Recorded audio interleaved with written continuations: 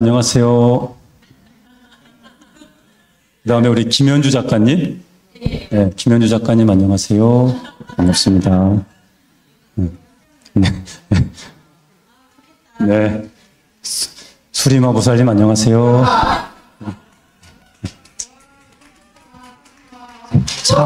참줄. 네. 양정숙 보살님요? 왜 낯이 익죠? 저 어디서 보셨나요? 저 어디서 본 적 있으신가요? 낯이 많이 그랬나요? 한 번 봤다고 그렇게 기억이 나나요?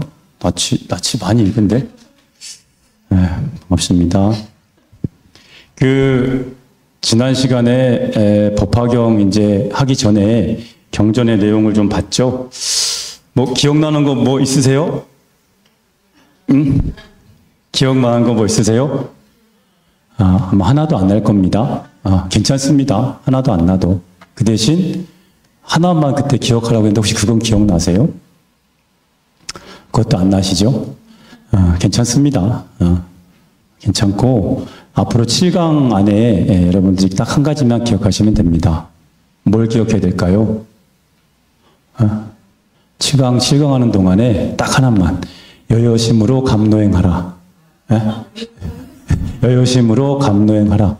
그러니까 걸림없는 마음으로 남들에게 이익이 되는 감노행을 이렇게 보살행이거든요. 그래서 그거 하나만 기억하시면 됩니다. 그래서 뭐 이렇게 마침 법명이 좋으신 분이 두 분이 계셔서 한 줄을 만들었는데 법화경의 그 핵심 사상은 크게 세 가지입니다. 회삼기일, 구원실성, 행불이심. 근데 그 마지막에 우리의 그 법화경 실천행에 나오는 부분이 바로 행보살도. 그래서 보살에 관한 얘기가 쭉 나오거든요. 그것이 바로 여여심으로 감노행하라. 내가 어떤 행동을 하든지 걸림이 없이 여여한 마음으로 남들에게 정말 목마를 때 우리 봉주원 갔다 오셨어요. 목마를 때 물 마시면 얼마나 좋아요. 그죠? 그 감노수 같은 행을 남들에게 다 베풀어주는 그런 행을 하는 것이 법화경의 목적입니다. 그래서 다른 거 다 기억 못해도 되니까 한 가지만. 뭘로 기억하시라고요? 여여심으로 네. 다른 분들도 법명을 얘기해 주시면 제가 글짓기를 해오겠습니다. 네. 자, 그러면 지난 시간에 이제 사실은 그걸 했어요. 경전 결집에 대해서. 결집은 경전이 만들어진 결집은 왜 중요하냐면 경이 만들어지게 된 결정적 역사적 사건이었습니다. 그래서 결집을 살펴본 이유가 도대체 부처님 말씀이 법화경이라는 것이 있다고 하는데 어떻게 만들어졌고 어떻게 전승됐는지를 살펴보려고 이제 경이 쭉 만들어진 걸 봤죠. 그 경전이 결집되면서 혹시 그거 기억나세요? 처음에 이제 그 불교에 분열이 생긴 사건. 그래서 이제 14비법이라고 대중부하고 상자부하고 갈린 것. 그게 왜 이제 법화경하고 어떻게 연관이 되냐면 법화경은 사실은 이게 대승경전에 속하고 있지만 소승을 그러니까 대승에서 소승이라고 불렀던 그런 상자부 불교를 공격하는 그런 스탠스를 취하지 않습니다. 오히려 그들을 포용하고 나가려고 하는데 그 법화경의 시대적 상황들이 매우 이제 그때 지난 시간에 말씀드린 것처럼 근본 분열이 일어나면서 그때부터 이제 18개 부파로 쭉 이제 분파가 되거든요. 그러면서 이제 굉장히 불교가 논쟁의 시대를 맞이하면서 그것을 논쟁을 종식시키고 화합을 유도하려고 했던 법화경이기 때문에 그 결집의 사건이 그때도 좀 중요했다라고 이렇게 말씀을 드렸었습니다. 이제 오늘은 되게 이제 법화경 살펴볼 건데요. 살펴보기 전에 법화경 경전을 살펴봐서 지난 시간에 빠진 거 몇 가지만 간단하게 짚어보고 넘어가도록 할게요. 여러분 24페이지 한번 펴보실래요? 뭐가 보이나요? 웬 이상한 표가 있죠? 네, 24페이지입니다. 그 법화경이 역사적으로 어느 위치에 있는가를 보려면 아주 간단하게 인도 불교사를 자세하게 말할 수 없으니까 간단하게만 좀 살펴보면 24페이지에 이제 나와 있는 건데, 뭐, 다른 건 뭐 크게 뭐 안 보셔도 돼요. 부처님 탄생. 오른쪽에 그 박스에 보이시나요? 석존과 불교의 탄생. 예, 오른쪽에, 예, 이것이 이제 기원전 566년 48, 요거 이제 좀 연도는 다른 것들도 많이 있습니다. 그리고 쭉 두 칸 내려오면 대승불교의 출현. 이렇게 나와 있죠. 기원 전후. 여러분 아시겠지만 BC는 기원전, 비포 센츄리. 그 다음에 AD는 그러니까 그 서기를 이제 표시하는 거죠. 그 다음에 우리가 오늘 중요하게 봐야 될 게 대승불교의 출현 밑에 있는 용수의 탄생, 요거를 좀 보셔야 됩니다.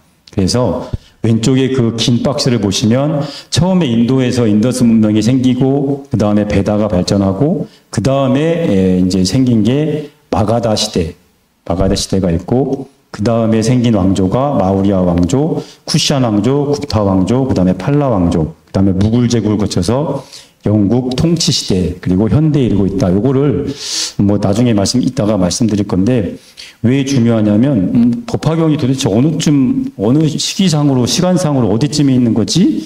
한번 이제 볼 때 이런 것들이 필요하죠. 이제 인도 불교는 처음에는 부처님이 탄생하셔서 법을 설하시고 전법을 하시고 그러면서 쭉 진행이 되다가 부처님이 살아계시면서 열반하시고 그 다음에 이제 부처님 직계 제자들이 살아있을 때 그때까지를 보통 초기 불교 그래요. 초기 불교. 그 다음에 초기 불교가 지나고 쭉 이제 부파불교 시대가 지나고 그리고 이제 다시 대승불교 시대가 이렇게 오는 겁니다. 여러분 저를 보셔요. 혹시 경전 중에 뭐 니까야 들어보신 거 있으세요? 아함경 들어본 거 있으세요? 그 다음에 금강경, 천수경 들어보셨죠? 아함경은 어느 때 저 경전일까요? 여기 아까 이제 부처님께서 인멸하시고 나서 직계제자들이 살아있는 동안, 그러니까 인멸 후 한 100년 정도, 그때까지를 이제 보통 아까 초기 불교라고 얘기를 한다고 했죠. 그러면서 대중부하고 상자부하고 갈려서 이제 부파불교 시대가 되고, 그리고 나중에 이제 대승불교가 발전을 하는데, 우리가 보통 니까야라고 요새 한참 이제 그 붐을 일으키고 있는 니까야라고 하는 것은 초기 불교 시대, 부처님 생전에 말씀하신 것들을 정리해 놓은 초기 경전이 바로 니까야입니다. 그것을 한역으로 옮긴 것이 아함경이고, 그래서 사실 아함경하고 니까야는 이렇게 상응되는 게 있어요. 근데 뭐가 다르냐면, 내용이 중첩되는데 뭐가 다르냐면, 니까야는 남방으로 전해진 거고, 아함경은 북방 전승이 된 거고. 그래서 부처님 불교가 스리랑카로 이렇게 전해진 것은 스리랑카에서 미얀마, 이렇게 태국으로 전해진 것은 남방 불교. 이렇게 얘기를 하고요. 그 다음에 이렇게 북쪽으로 실크로드를 거쳐서 중국, 한국, 일본, 그리고 여러분 베트남이 남방 불교 같아요? 아니면 북방 불교 같아요? 베트남은 남방 불교 같은데 사실은 북방 불교입니다. 중국 영향을 많이 받아서. 그래서 희한하게 스리랑카 거쳐서 미얀마, 태국 이렇게 남방으로 전승된 거. 여기 전승은 주로 부처님이 쓰시던 사투리, 방언, 팔리어로 전승이 됐고요. 북방으로 이렇게 올라온 북으로 전해진 북전 경전은 그 당시에 이제 귀족들이 이제 서울말, 표준어로 썼던 산스크리트어로 이렇게 전승이 됩니다. 그래서 똑같이 이제 예를 들어서 부처님 경전을 똑같이 하신 말인데, 뭐 예를 들어서, 경전에 뭐가 나오냐면 세기경이라고 했어요. 세기경. 그게 뭐냐면 창세기입니다. 창세기. 어떻게 해서 부처님이 이 세계가 만들어졌는지를 말씀하신 게 세기경이 있어요.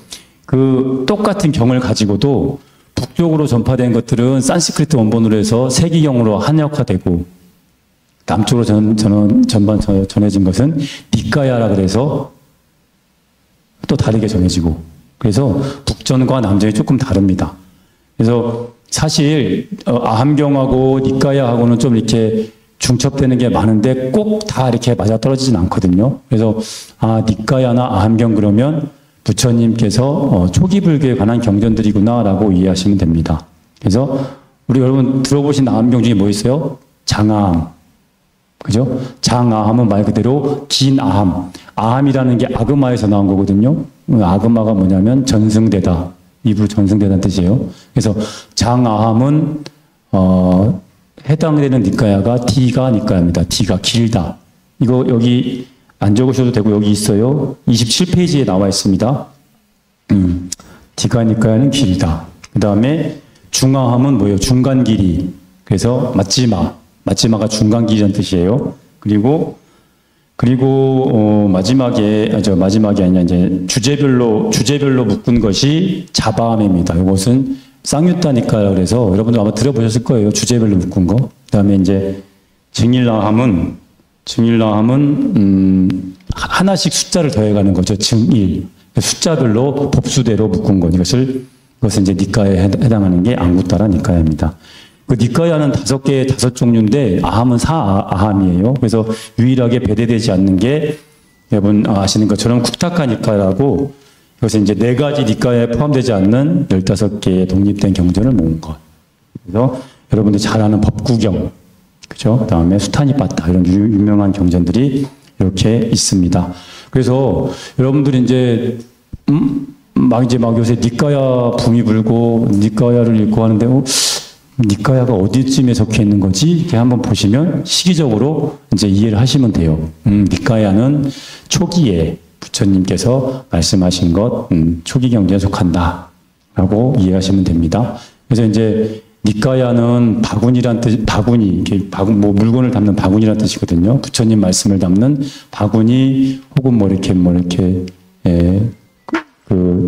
바구니, 그 다음에 담음 이런 뜻인데, 니까야가 5가지 니까야가 있고, 거기에 배대되는 것은 아함으로는 4아함이 있다. 이거 알아두시면, 장하함경이 어디에 나와, 중하함 어디에 나와, 이런 것들을 보시면, 아마 대강 감이 잡히실 거예요.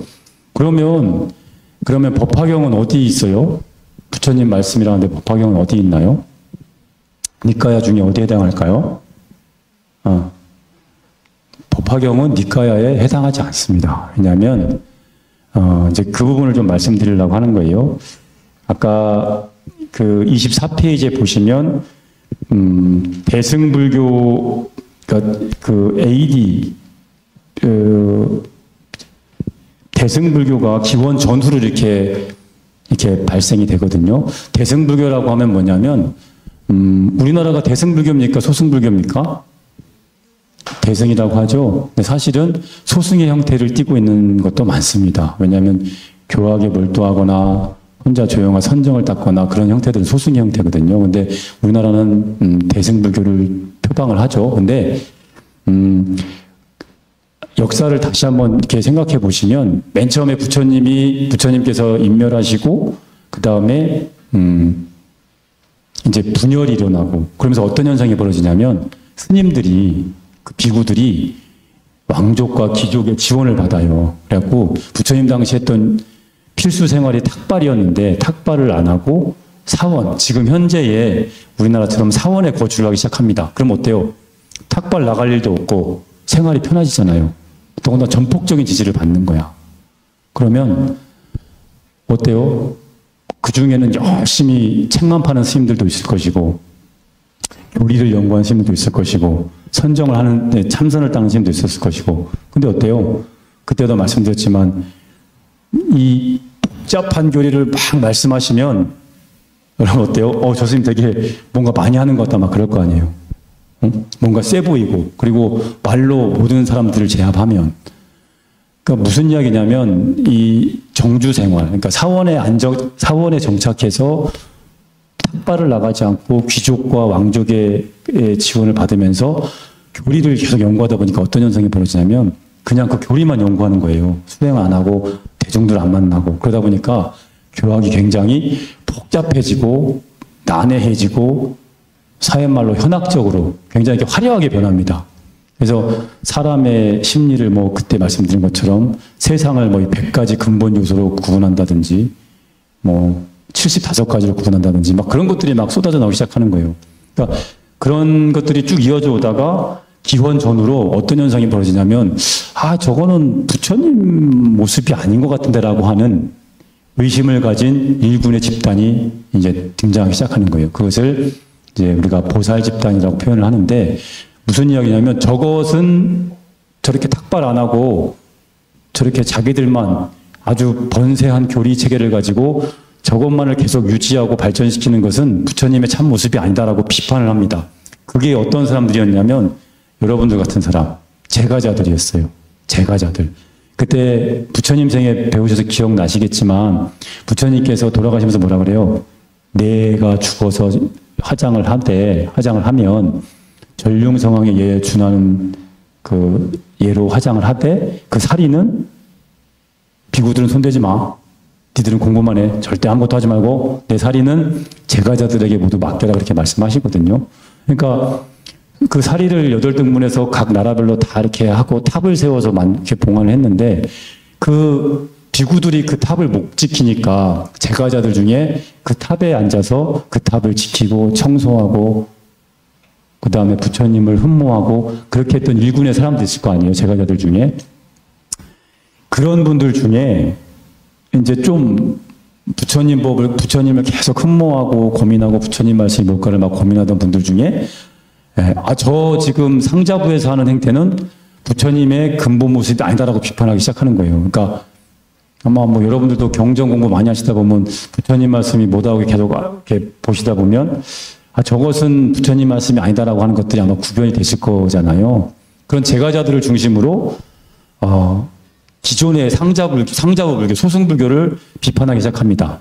그런데 거기에 제가자들의 그런 비판에 일부 출가자들이 동의를 하고 같이 합류를 합니다. 그러면서 불탑을 중심으로 부처님의 불탑을 중심으로 신행 형태를 했던 그 집단에 합류하면서 보살 집단이라고 하는 새로운 불교의 대중 형태를 만들어요. 그래서 그것이 그 사람들을 중심으로 이제 경전을 짓기 시작합니다. 그래서 기원 전후로 대승불교가 출현했다라는 것이 그런 불탑신앙을 가지고 있던 분들이 경전을 짓기 시작했다라는 얘기를 하는 거고요. 그 대승 기원 전후에서 대승불교가 시작이 되고 아까 얘기했던 용수보살이 왜 중요하냐면 여러분 용수보살하면 기억나는 거 뭐 있으세요? 대방광불 화엄경 용수보살 약창계. 화엄경에 약창계를 지으신 분이 용수보살인데 이분이 150년에서 250년 정도에 이렇게 활동하셨던 분이라 그래요. 근데 그분이 이 용수보살을 전후로 해서 수많은 경전들이 쭉 지어집니다. 그래서 이 28페이지를 한번 봐볼까요? 28페이지입니다. 드디어 우리 법화경이 이제 나오기 시작하는 거예요. 법화경은 아까 말씀드린 대로 초기에 니까야나 아함경, 부처님의 초기 불교의 그쪽에 속한 경전이 아니라 그것이 부파불교 시대를 거쳐서 대승불교가 일어나고 나서 바로 기원 전후로 이렇게 만들어진 경전 중에 하나이다 라고 보시면 됩니다. 거기 제1기 대승경전에 뭐가 나와요? 28페이지 박스 한번 보시겠어요? 그러면 제1기 대승경전에 반야경, 법화경, 화엄경, 정토계통의 경전. 이게 최초의 경전이 그러니까 상자부 불교를 비판하고 다시 개인 공부만 하면 안 돼. 너희들처럼 거기 앉아고 교리 번세하게 할 것이 아니라 부처님의 본뜻으로 돌아가야 된다라고 개혁을 부르짖었던 최초의 대승불교운동이 시작되고 나서 지어진 초기 경전들이 바로 반야경, 법화경, 화엄경, 정토계통 경전입니다. 좀 더 정확히 얘기하면 반야경 계통이 제일 먼저 이렇게 만들어졌고요. 그 다음에 정토계, 그 다음에 법화경 이런 순서로 이렇게 진행이 됐어요. 그래서 그 다음에 용수보살부터 무착세친이라고 하는 이제 유식 사상가들이 나오는데 그쪽에 그쪽 무착세친까지를 이제 그 시대에 만들어진 경이 열애장과 유식 사상의 발달을 촉발시켰던 해신밀경, 승만경, 열애장경 이런 것들이 있고 7세기 때에 이제 7세기에 이제 아까 간단하게 봤죠. 밀교 때 불교경전 7세기 이후에 제3기 대승경전이 대일이경, 금강정경과 같은 밀교 계통의 경전이 만들어집니다. 간단하게 정리를 하면 법화경은 시간적으로는 어때요? 이렇게 초기 대승경전. 근데 그 반야경 계통의 경전들을 만들었던 사람들은 여러분 법화경이 부처님이 직접 하신 말씀이에요? 아니에요? 응? 법화경, 보통 경이 붙으려면 부처님께서 직접 말씀하셔야 되잖아요. 그럼 법화경은 부처님이 직접 하신 말씀이에요? 아니죠. 부처님이 하셨다고, 말씀하셨다고 믿고 싶지만 아니죠. 법화경의 결집자들이 따로 있습니다. 아까 말씀드렸던 부처님의 사리탑을 지키고 유지하고 부처님을 너무나 그리워했던 분들이 법화경을 결집을 한 거예요. 그래서 사실은 이런 이유 때문에 대승경전은 어떤 공격을 받습니까? 상자부 그쪽 팀들한테 어떤 공격을 받냐면, 야, 너희들은 부처님 직설이 아니잖아. 그래서 대승, 비불. 그러니까 대승은 부처님이 한 말씀이 아니라는 비난을, 공격을 받아요. 야, 대승은 비불설이잖아. 너네는 위경이야, 위경. 가짜 경전. 그래서 그것을 의식했는지 법화경에 보면 어떤 구절이 나오냐면, 혹 어떤 사람들이 그러니까 법화경 결집자들을 어떻게 법화경 결집자들은 경전을 가짜로 만들어서 자기들이 서로 그것이 부처님 말씀이라고 얘기한다라고 비판한다라는 그 대목을 써놓은 대목이 법화경에 나옵니다. 그러니까 그것을 인지하고 있다는 거죠, 본인들도. 그러니까 대승비불설을 인지한 대목이 법화경에 나와요. 어찌됐든 법화경은 초기 1기, 2기, 3기의 대승경전이 있는데 그 중에 초기의 경전에 해당한다 라는 것들을 아시면 되고, 근데 그럼에도 불구하고 초기에 맨 처음에 이제 지어진 경전들이 반야경이거든요. 반야는 말 그대로 공사상을 바탕으로 해서 지혜를 가장 중시하는 경전인데, 그 반야경을 결집했던 팀들은 아까 얘기했던 상자부들을 막 공격했어요. 너네는 소승이야.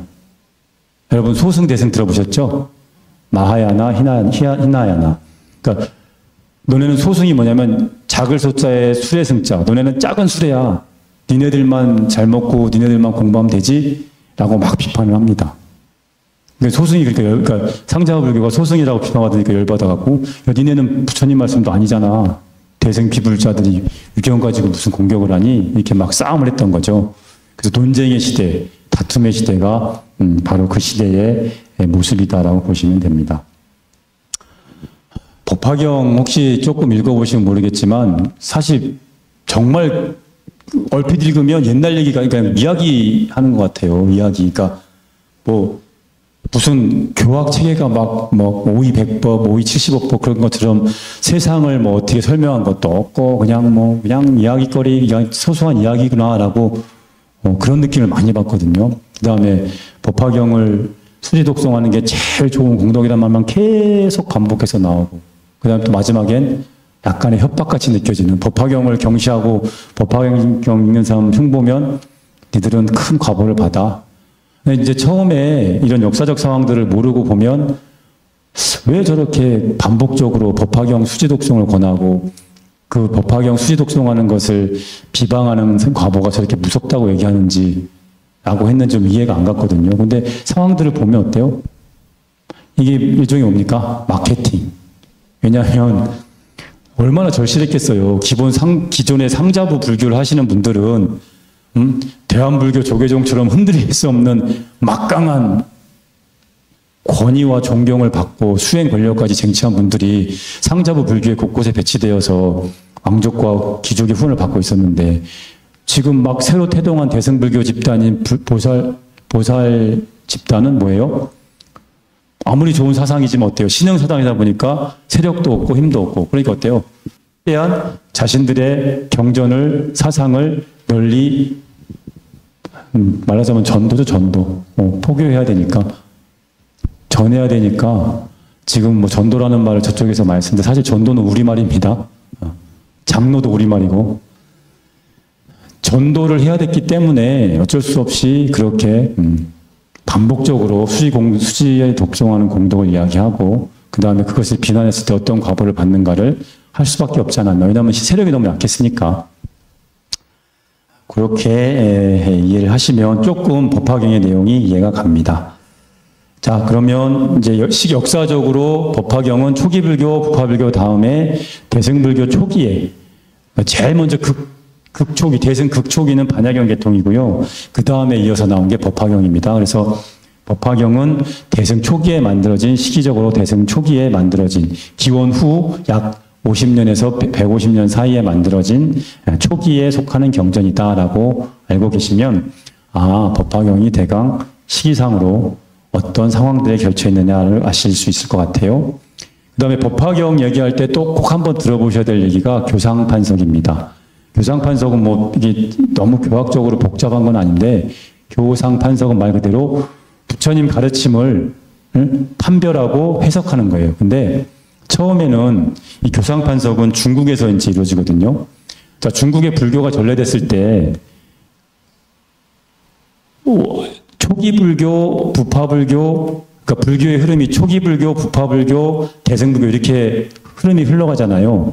근데 중국의 불교가 전해질 때 초기 불교, 부파불교, 대승불교 이렇게 순서대로 전해지지가 않습니다.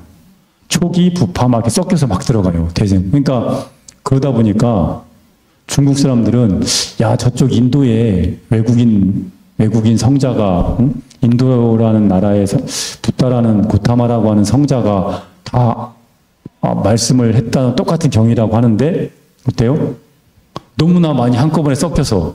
그러니까 사실 여러분들 계속 공부를 해보시면, 경전반이니까 이제 경전을 계속 공부해 보시다 보면 알겠지만 초기의 불교 내용하고 대승의 불교 내용은 많이 다릅니다. 실제로 좀 격하게 얘기하면 완전히 다른 집안이라고 얘기하시는 분까지 있어요. 그래서 초기에는 정말 열반, 이 세상에서 이 괴로운 윤회를 끊고 다시는 이 세상에 나오지 않는 것이 최대의 목표였는데, 대승으로 가면 어때요? 나는 윤회를 안 하는 게 목표가 아니라 윤회를 하는 게 목표예요. 어떻게?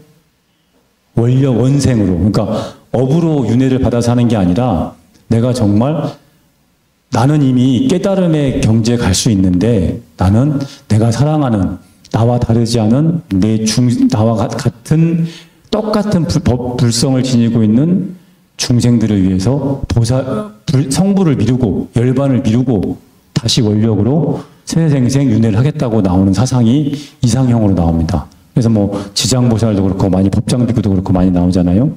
그래서 초기 불교하고 대승 불교하고는 완전히 다른 내용이거든요. 그러니까 중국인들 입장에서 봤을 때 어때요? 우씨, 한 사람한테 나온 얘기인데 말이 틀리네? 그러니까 다르게 느껴지는 거예요, 불교가. 그래서 그럼 어떤 게 맞지? 라고 조사하기 시작합니다. 그게 교상판석이에요. 그런데 부처님의 교리를 그 모양에 따라서 판단하고 해석한 것이 교상판석인데, 요거는 좀 이렇게 좀 인문학 상식으로 알아두시면 좀 괜찮은 건데, 부처님의 그 수많은 말씀들을 시기별로 5시기로 이제 나눈 거예요. 그래서 30페이지에 그게 나와 있거든요. 도표를 보시면 간단하게 말씀드리고 갈게요. 처음에 뭐가 나와요? 부처님이 그러니까 중국 사람들이 보기에 부처님께서 그 수많은 8만 대장경을 말씀하셨는데 그 시기를 5시기로 구분할 수 있어. 처음에는 화엄경을 설하신 시기야. 그 다음 뭐예요?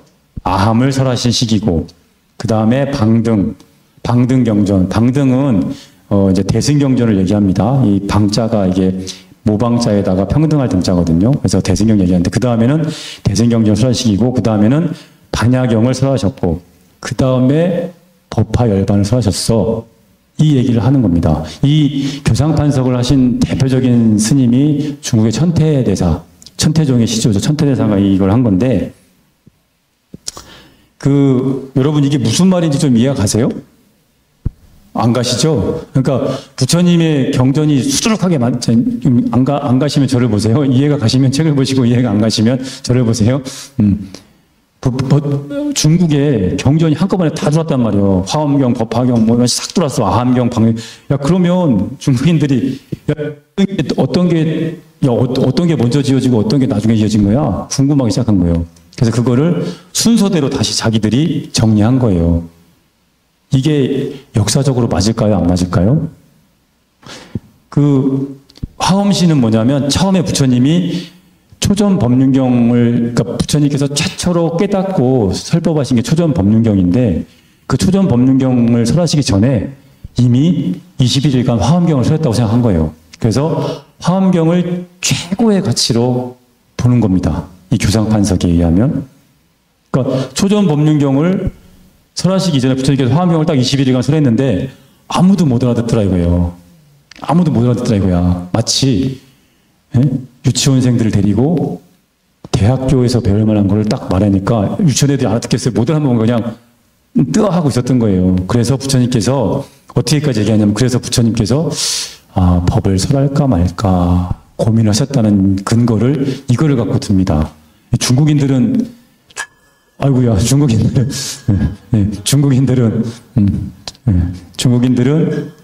저거 오이 먹을 수 있을까? 땅에 떨어진 건데. 우리 환경연대 식구들은 씻어서 먹어야 되는 거 아니에요?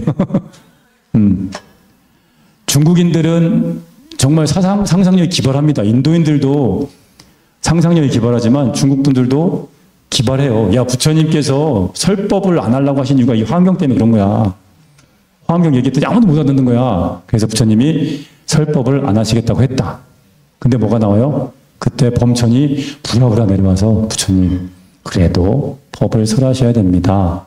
라고 청해서 그 다음부터 부처님께서 뭐예요? 그래, 그럼 알았어. 내가 이제 화엄경 말고 처음부터 그러니까 유치원생 눈높이에 맞게 법을 알려줄게. 그렇게 해서 설했다는 게 뭐예요? 그러니까 그 초전법륜 이후에 아함경. 우리가 아까 얘기했던 니까야들 있죠? 초기 경전. 그때 부처님께서 화엄경을 제일 먼저 설하셨지만 그걸 못 알아먹으니까 법을 설법하려고 할지 말지 고민하다가 범천의 권청을 받고 다시 아함경부터 가장 쉬운 것부터 했다는 얘기예요. 그러니까 아함경은 뭐예요? 유아용. 이렇게 딱 돼버리는 거예요. 그래서 제가 학교 다닐 때 20년 전에 불교학과에서 이거 공부할 때 아함경은 매우 수준이 낮은 정말 초등학생용이다라는 표현을 들었었어요. 그러니까 아함경을 보시면 실제로 이 니까야나 아함경을 보시면 굉장히 자세하게 설명을 해주세요. 그 다음에 굉장히 이야기식으로 수행에 관한 얘기도 많지 않고, 그 다음에 참된 불자가 해야 될 것들, 일상에서 어떻게 해야 되는지 아주 자세하게, 아주 친절하게 설명을 해줍니다. 사실 부처님께서 이렇게 제자들한테 말씀하셨으니까 너무나 당연한 거 아니겠어요? 이렇게 제가 얘기할 때 여러분한테 막 한문으로 하겠습니까? 아니잖아요. 이게 길게 풀어서 할 거잖아요. 마찬가지로 아함경은 되게 친절하고 자세하게 설명해 줍니다. 그러다 보니까 중국인들이 이것은 좀 수준이 학은기들을 대상으로 이렇게 해놨다. 그 옆에 이제 그 경전이라고 되어 있는 거 사암, 네 가지 아까 얘기했던 장암, 중암, 자바암, 증이라는 네 가지 암하고, 아비담마가 뭐냐면 논장의 논장, 그 다음 빈의장이 율장이고, 그러니까 초기에 부처님께서 하셨던 말씀들을 유치원생들이 배울 거다라고 딱 이렇게 매겨놓은 거예요. 그 위치를. 그러니까 화엄경을 제일 위에다 놓고 그 다음에 아함경을 놓은 거예요.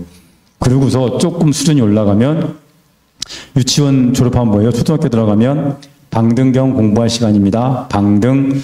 자, 방등은 아까 말씀드린 대로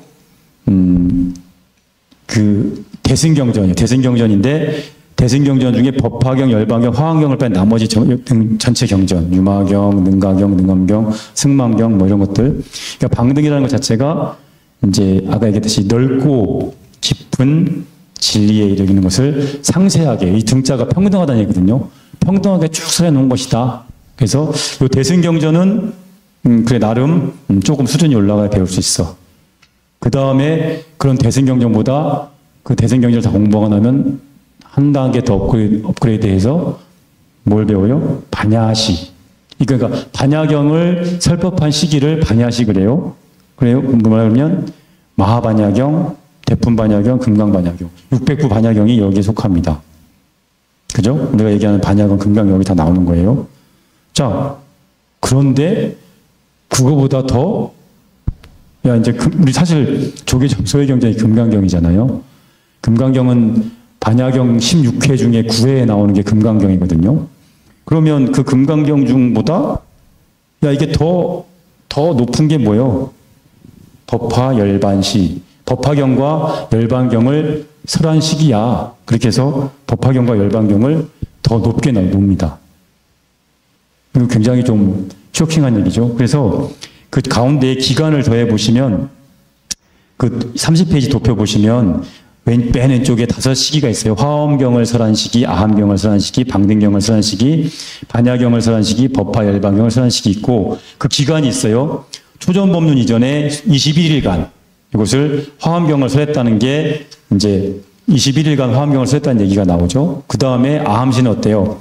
초전법륜 이후에 12년간 부처님께서 12년간은 이 경전을 설했다고 시간을 정해놓습니다. 그 다음에 방등경전은 그 이후에 8년간 그리고 방등경전은 그 후에 21년간을 부처님께서 이 대승경전을 쭉 설했단 말씀이세요. 그리고 마지막 8년간은 법화경을 설하고 열반경을 돌아가시기 하루 만에 열반경을 다 설했다라고 이렇게 쭉 이렇게 해놓은 거거든요. 이거 보니까 어떤 생각이 드세요? 이거 기간을 다 더해보면 49년이죠. 그럼 안 맞아요. 그죠? 부처님이 전법하시고 성도하시고 전법 시작해서 80세에 돌아가시면 45년에 끝나야 되거든요. 45년이 끝나야 되는데 49년이어서 근데 그걸 언제 다 더해보셨대요? 사람은 심리가 똑같아요. 그걸 언제 다 더해보셔갖고 45년하고 안 맞습니다. 왜 안 맞을까요? 천태대사 스님이 천태지휘대사가 그때 이 교상판서를 할 때에는 불교 자료가 많이 없었어요. 그러니까 어때요? 부처님의 생애가 정확히 안 나왔던 거야. 45년간 설법했다는 거 45년 시기가 정확히 안 나왔던 겁니다. 그러니까 어림짐작으로 49년이나, 그러니까 그 당시에는 49년간 전법을 했다라고 학계에서 인정을 했던 거예요. 중국 불교 학계에서. 지금은 45년이 거의 확실시되고 있잖아요. 그래서 이런 오차가 45년간, 49년의 시기가 나와서 오차가 발생하는 이런 일들이 벌어지죠. 자, 그러면 이 58교 교상판석에서 여러분 맨 처음에 이 교상판석은 아까 말씀드렸듯이 이 중국인들은 나름대로 부처님의 말씀을 순서에 따라 어떤 것을 먼저 설하셨을까를 고민하다가 시작을 했어요. 그 나중에는 어떻게 변질이 되냐면 어떻게 변질이 될까요?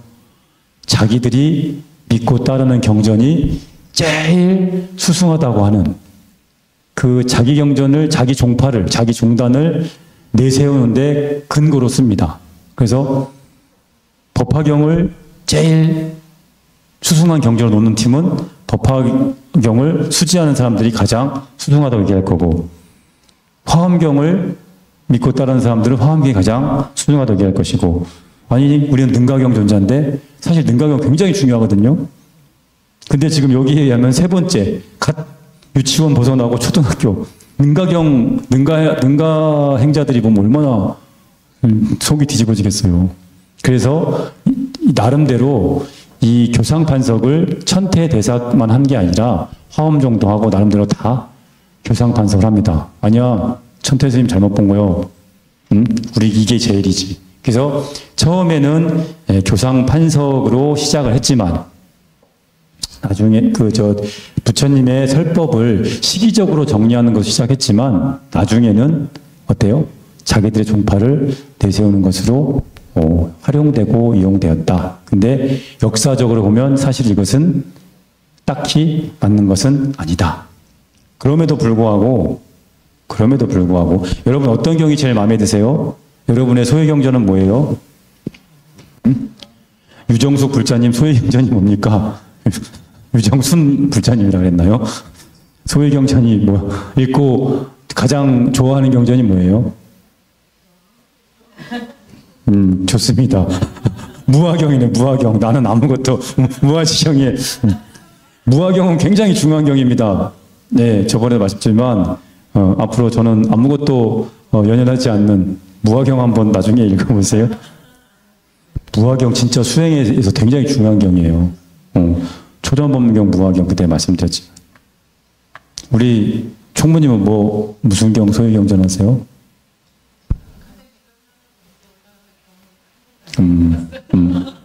거기도 무화경, 무심경. 사실 우리 조계종 소유경전이 뭡니까? 금강경이죠.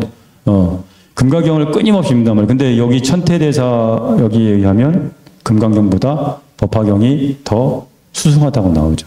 맞아요? 맞아요? 맞습니까? 여러분 지금 법화경 보고 있잖아요. 금강경이 더 세요? 법화경이 더 세요? 지금 법화행자들은 세계적으로 굉장히 많습니다. 그때도 말씀드렸지만 1년 정종부터 해서 굉장히 많고 우리나라도 법화정사에서 지금 법화경 계속 보시하고 여러 가지 하는데 법화정 물론 있죠. 그분들은 어때요? 법화경이 제일 센 경이죠. 이게 맞는 거지. 사실은 그래서 통상 대승불교가들은 어떻게 얘기하냐면 부처님의 말씀 중에 가장 최고의 법문은 화엄경과 법화경이라고 이렇게 두 가지를 불러요. 화엄경과 법화경. 화엄종은 당연히 화엄경을 소유경전으로 할 것이고 법화종은 당연히 법화경을 소유경전을 할 것이고 근데 우리 대한불교 소유종은 금강경을 소유경전 하잖아요. 그러면 화엄경하고 법화경이 센 줄 몰랐을까? 그죠? 그런 의문들이 들죠. 아니면 법화경하고 화엄경이 그만큼 안 센 걸까? 그죠? 법화경은 제가 말을 좀 아끼겠습니다. 법화경은 세긴 셉니다. 그러니까 이게 교학의 대상이 되는 경전들이 있고요. 신앙의 대상이 되는 경전들이 조금 결을 달리 합니다. 신앙의 대상은 뭐냐면 정말 저 경전을 그냥 부처님 사리처럼 모시고 다니는 거예요. 그래서 맨날 그걸 수지하고 독성하고 막 귀하게 모시고 맨날 그거 읽고 그런 사람들의 특징은 뭐냐면 카피를 체험을 해요. 그러니까 특히 이제 영험하다는 영험을 체험을 많이 하거든요. 법화경은 그게 굉장히 셉니다. 그래서 아마 이렇게 좀 센 데다가 배치를 하지 않았을까 싶은데 어쨌든 화엄경과 법화경을 가장 높은 수준에 놓고 그 다음에 아함경부터 대승경전 중에 화엄경과 법화경을 제외한 대승경전, 그 다음에 반야경전 이렇게 배치를 했다. 요거는 알아두시면 법경을 이해하는데 굉장히 좀 도움이 됩니다. 자, 그러면 정리해 볼게요.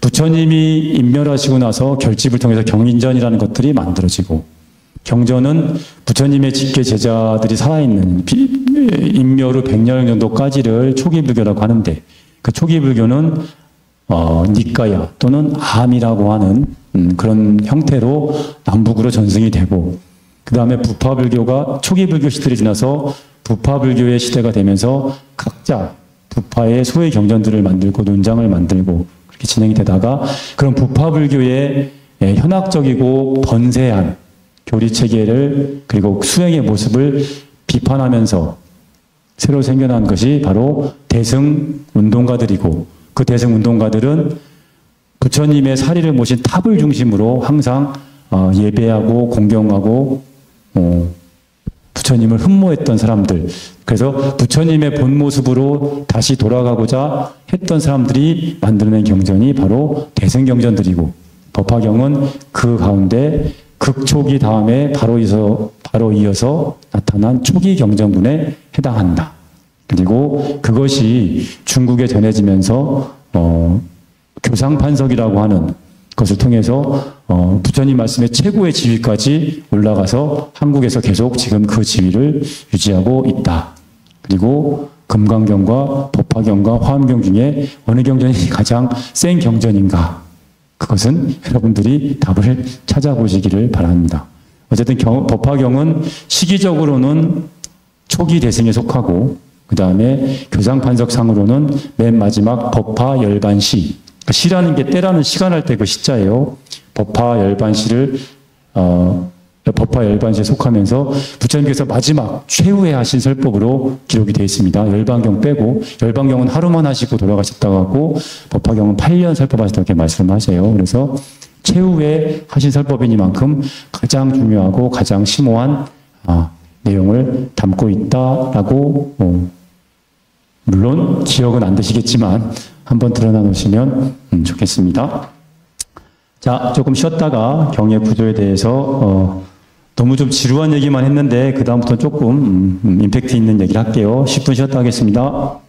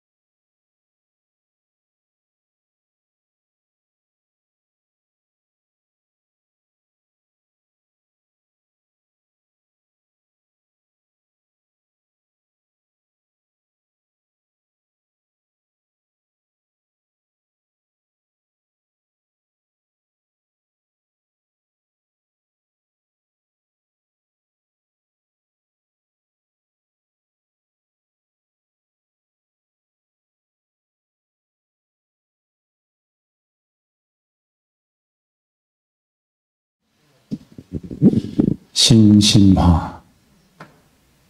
무엇을 믿어야 할까에 대해서 잘 고민하시면 법화경의 핵심 주제가 들어가지 않을까 싶습니다. 불교에서 믿어야 될 게 뭐라 그랬어요? 불교는 와서 보라고 하는 종교인데 불교에서 딱 믿어야 될 거 하나. 법화경에서 얘기하는 거. 왜냐하면 이게 이거 와서 봐서 이게 컵인 줄 알면 믿을 필요가 없잖아요. 이거 컵인 거 믿어 그렇게 얘기 안 하잖아요. 근데 와서 봤는데 확인할 수 없을 때 믿으라고 하잖아요. 우리는 중생이라는 수천 년간의 확신에 차 있어서 우리가 성불할 수 있다는 걸 절대 믿지 못합니다. 그래서 불교에서는 그걸 믿으라 하죠. 그래서 신심화는 그런 믿음을 불교의 핵심 사상인 재중생 성불, 모든 일체 중생이 성불할 수 있다는 것들을 몸소 꽃으로 그런 믿음을 꽃으로 보여주는 대승불교의 법화경처럼 핵심이 될 수 있는 이름이죠. 그러니까 본명이 굉장히 어려운 본명이에요. 다들 여기 수리마도 어렵지만 신심화도 굉장히 어렵습니다. 다음부터 본명을 물어보실 거면 50원씩 받겠습니다. 50원. 너무 싸게 얘기했네요. 이병옥 고사님 안녕하십니까? 두 번째 강의 시작하겠습니다. 그 다음에 우리 김현주 작가님 안녕하세요. 네? 네, 잘 듣고 계세요. 살짝 졸리시면 잠깐 커피 한잔 하고 오셔도 됩니다. 네. 법화경 이제 좀 궁금해지셨나요? 사실 그닥 궁금하시지는 않을 겁니다. 네. 근데 이제 본격적으로 경을 살펴볼게요. 법화경은 제목은 나중에 하겠습니다. 묘법 연화경, 삿담마 분달리카 수트라. 바른 연꽃 같은 흰 연꽃 같은 가르침인데요. 어차피 우리 단장님이 계단 3개 내려가시면 다 잊어버린다고 하시니까 다음 주에 한 주 또 쉬고 그 다음에 오면 또 분명히 다 잊어버리실 거란 말이죠. 그래서 부담 없이 들으시기 바라고요. 그 대신 뭐만 기억해라? 딱 하나? 그래, 됐어. 드디어 이제 저의 가스라이팅이 성하고 있어서 여여심으로 감노행해라는 행보리심입니다. 보살행을 열심히 해라. 그것은 신심화, 그 다음에 금강지, 수리마 다 같은 우리 불자님들이 다 갖고 있어야 되는 그거예요. 그러니까 꼭 기억을 하시기 바랍니다. 잊어버려도 좋은 법화경 강의 55페이지 한번 펴보시겠어요? 네. 잊어버려도 좋은 법화경 강의는 55페이지를 펴면 이제 그래도 조금 한번 들었으면 그래도 뭐가 좀 뭐가 좀 어떻게 구성되어 있는지 그런 것도 한번 살펴볼게요. 너무 어렵진 않습니다. 마시는 건가요? 네. 50원 대신 차를 주시는 거 아니에요? 55페이지 보셨나요? 법화경은 이렇게 두껍게 한 권이지만 예전에 7권 28분 그렇게 얘기합니다. 총 7권으로 되어 있어요. 그래서 권이라는 게 이제 책을 만들 때 그 단위를 얘기하는 건데 7권으로 되어 있고 그 7권은 별로 중요하지 않습니다. 근데 28품으로 되어 있다. 그래서 공부하시는 분들은 이 28품을 다 외워요. 28분 다 제목을 다 외웁니다. 왜냐하면 이게 다 흐름이 있어요. 근데 법화경은 아까 언제 만들어졌다 그랬죠? 초기 대승에 속한다.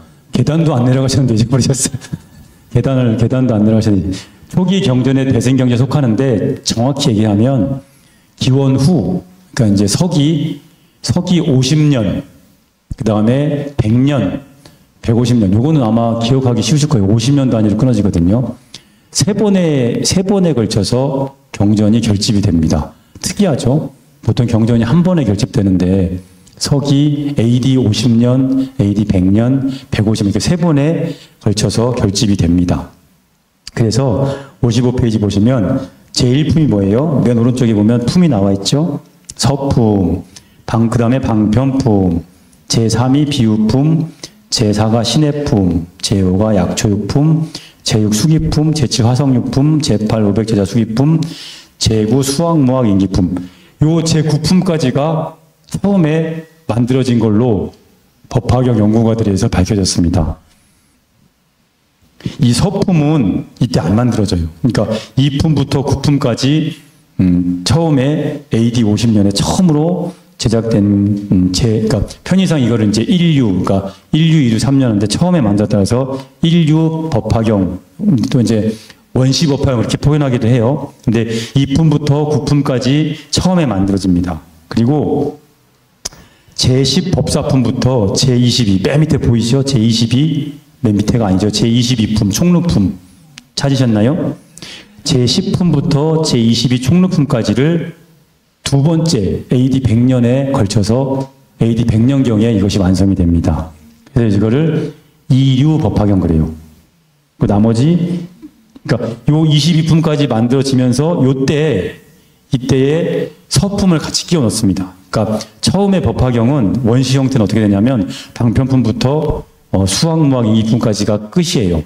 근데 그 50년의 세월이 더 지나서 100년, AD 100년경에 22품 총루품, 제10 법사품부터 22 총루품까지 증보가 되면서 그 이후에 이것을 마치면서 서품을 같이 맞춰서 끼웠다고 이렇게 연구가 됐어요.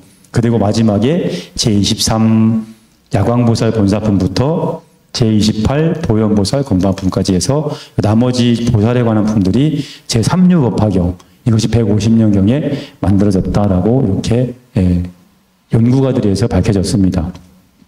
그래서 이제 원시 맨 처음에 지어진 8가지 원시 8품이 AD 50년, 그 다음에 2류 법화경이 AD 100년, 그 다음에 3류가 150년 전에 만들어졌다.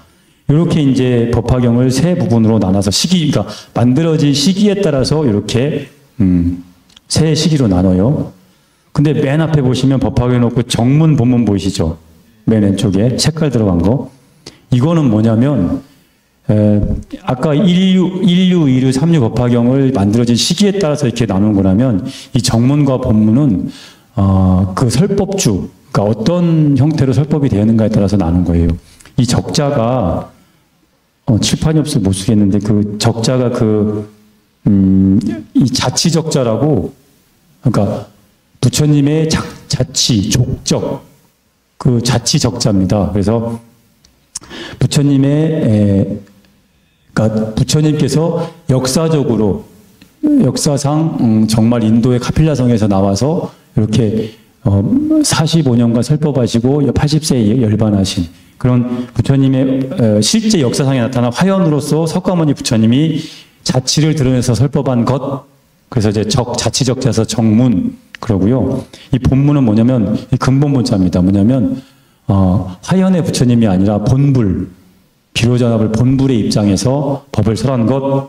그래서 제1품부터 제14품 안락의품까지는 역사 속에 나타난 서가모니 부처님께서 화연의 화신불로 자치를 드리면서 말씀하신 것이고, 뒤에 나오는 본부는 비로자납을 혹은 그 이상의 어떤 우주적 실체로서 부처님께서 놔두셔서 법을 설한 것. 그래서 이렇게 정문과 본문으로 나눈다 이렇게 돼 있고요.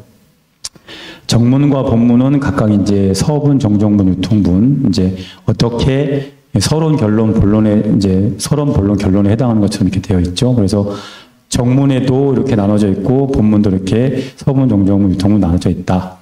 그 다음에 이 세 번째 칸에 나오는 법설주, 비설주, 인연설주, 이거는 뭐 원시 8품에 주로 해당하는 내용인데요. 뭐냐면 법화경 공부할 때 꼭 한 번씩은 나오는 이제 3주 설법. 요거 다 이제 저기 내용 있습니다. 그러니까 굳이 뭐 안 적으셔도 돼요. 그러니까 법설주, 비설주, 인연설주 요 3주로 그러니까 세 가지에 머물면서 법을 설하셨다라는 건데, 이거는 뭐예요? 상근기, 아까 58개에서 5시기로 근기를 나눠서 설명한 것처럼 이것도 뭐냐면 상근기는 뭐예요? 그냥 바로 부처님이 법을 설하면 바로 알아먹고 그걸로 끝. 근데 우리 중생들이 그렇게 상근기만 있는 게 아니니까 못 알아먹으면 어때요? 비설주. 비가 비유입니다. 비유. 비유를 들어서 다시 한번 친절하게 설명해 주시는 거예요. 비설주. 그래서 비설주에 해당하는 품이 뭐예요? 약초유품, 신해품, 뭐 비유품 나오죠. 비유품 중간 정도. 그러니까 이게 다 뭐냐면 비유를 통해서 상근기가 이제 방편품에서 모든 해운 끝났어. 부처님께서 하시고 싶은 말씀은 회삼기일, 삼승을 모아서 일불승으로 나아가게 한다. 그걸 다 끝났어요. 근데 못 알아먹는 중공기들이 있으니까, 중하근기들이 있으니까 부처님께서 비유를 들어 다시 설명해 주는 게 사오육품입니다. 근데 비유도 설명했는데 그래도 못 알아먹죠? 그래서 어떻게 해요? 어떤 인연으로, 어떻게 지금의 부처님은 어떤 인연으로 나왔고 그때 너와 나는 어떤 관계고, 그렇게 그 부처님의 자세한 인연을 들어서, 저 비유보다 훨씬 더 자세하게 인과와 인연을 들어 설명하시는 것들이 바로 인연설주다. 그래서 이 삼주설법은 법설주, 비설주, 인연설주 이렇게 세 가지 형태로 상근기, 중근기, 하근기를에게 이렇게 단계별로 설명하신 게 초기 원시 법화경에 나온다라고 해서 이제 설명을 한 거고요. 이 삼주설법에 각각 이제 네 가지 단계 설명하는데, 이거는 뭐 굳이 모르셔도 됩니다. 자, 그러면, 이제 저를 한번 보실까요? 경전을 지었는데, 대승불교, 만약에 이제 우리가 경전을 하나 만들었어. 환경연대에서 쓸만한 환경에 관한 경전을 하나 만들었어. 그러면 열심히 연구를 해서 최고의 작품을 만들 거 아닙니까? 아까 여기 수행문 같은 것도 사실은 큰 경전이죠. 나 이거 볼 때마다 이 수행문은 누가 쓰신 건가요? 그때도 물어봤는데 저도 세 계단 내려가면 잊어버려서 맞습니다. 정말 그때 들은 기억이 나네요. 한번 들으면 기억이 나는 거니까 한번 들어보시면, 이거 사실 이거 정말 굉장한 내용입니다. 왜냐하면 내 안에서 모든 걸 이렇게 찾아라는 말씀이, 이게 수행의 분상에서 보면 굉장히 중요한 이야기예요. 이게 여러분 구례부동 명의불 법성계 기억구 맨 마지막 혹시 들어보셨나요? 구례부동 명의불. 예로부터 부동, 흔들리지 않고 움직이지 않는 것을 불이라 이름한다. 구례부동 명의불. 뭐냐면 외부에 어떤 자극이 들어와도, 어떤 것이 날 짜증나게 해도, 어떤 것이 날 기쁘게 해도 거기 그 외부의 자극에 흔들리지 않고 항상 늘 여여한 그 마음을, 여여심이 자꾸 나오네요. 여여심을 유지하는 것.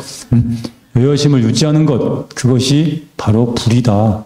다른 게 어렵게 거창하게 부처님이 따로 있는 게 아니고, 나를 속상하게 하고, 나를 분노하게 하고, 나를 어리석게 만드는 외부의 온갖 자극이 들어와도 거기에 바람처럼 흔들리지 않고, 나의 부동심이라는 게 바로 부처님의 마음이죠. 그 흔들리지 않는 그 평정심을 유지하는 것이 바로 불이라 그런다. 구례부동 명의불. 근데 수행문에 그렇게 나와 있는 거예요. 아까 여기 보면 밖으로부터 오늘 착각하고 이종교 저종교 이절저절 다녀봤자, 이종교 저종교 찾아봤자 안 되죠. 구례부동 명의불하고 같은. 그러니까 이것을 이제 우리가 이 수행문을 환경연대 경전을 만들었어.